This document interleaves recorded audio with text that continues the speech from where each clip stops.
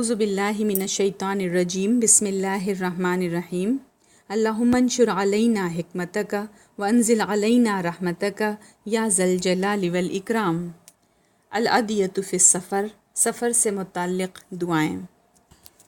قبولیت دعا کے بارے میں یہ تصور درست نہیں ہے کہ دعا وہی مؤثر ہے جو فوراً کے فوراً قبول ہو اور طلب کی گئی چیز بغیر کسی تاخیر اور بلا کم و کاست حاصل ہو جائے۔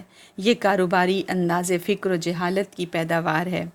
ایک بندے کے لیے یہی کافی ہے کہ وہ ہر حالت میں اللہ کے حضور اخلاص کے ساتھ گڑ گڑاتا رہے۔ حضرت عمر رضی اللہ تعالیٰ عنہ فرمایا کرتے تھے کہ مجھے قبولیت دعا کی فکر نہیں، مجھے صرف دعا کی فکر ہے۔ جب دعا کی توفیق ہو گئی تو قبولیت بھی اس کے ساتھ ساتھ حاصل ہو جائے گی۔ نبی اکرم صلی اللہ علیہ وسلم کا یہ قول اس نکتے کو بڑی عمدگی سے حل کرتا ہے کہ اللہم لا نسألک رد القضاء ولکن نسألک اللطف فیہ، کہ اے اللہ ہم تجھ سے فیصلے کو رد کرنے کا سوال نہیں کرتے بلکہ فیصلے میں نرمی کے خواستگار ہیں۔ اب آئیں آج کی حدیث نمبر 56 گھر میں داخل ہونے کی دعا کیا ہے۔ عن ابی مالک الاشعری رضی اللہ عنہ قال قال رسول اللہ صلی اللہ علیہ وسلم اذا ولج الرجل بیتہ فلیقل۔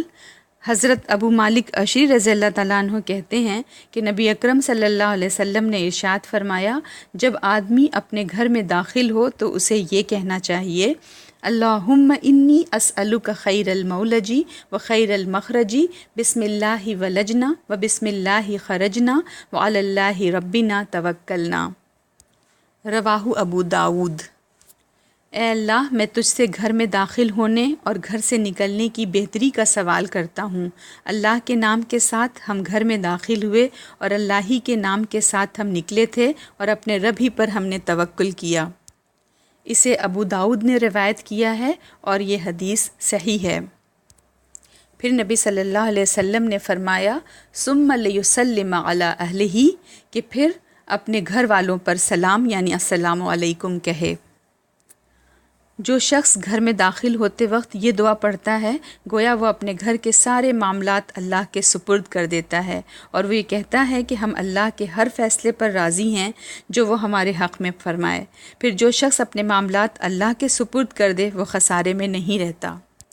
مسلم، ابو داؤد، نسائی، ابن ماجہ، ابن حبان اور مسند احمد کی ایک روایت ہے کہ رسول اکرم صلی اللہ علیہ وسلم نے فرمایا کہ جب کوئی شخص اپنے گھر میں داخل ہوتے وقت اور کھانا کھاتے وقت اللہ کا ذکر کرتا ہے تو شیطان اپنے گروہ سے کہتا ہے، لا مبیت لکم ولا عشاء، یہاں تمہارے لیے نہ شباشی یعنی رات گزارنے کی کوئی گنجائش نہیں ہے اور نہ کھانا ہے۔ اور اگر داخل ہوتے وقت اللہ کا ذکر نہیں کرتا تو شیطان کہتا ہے، ادرکتم المبیت، تمہیں شباشی یعنی رات گزارنے کا موقع مل گیا۔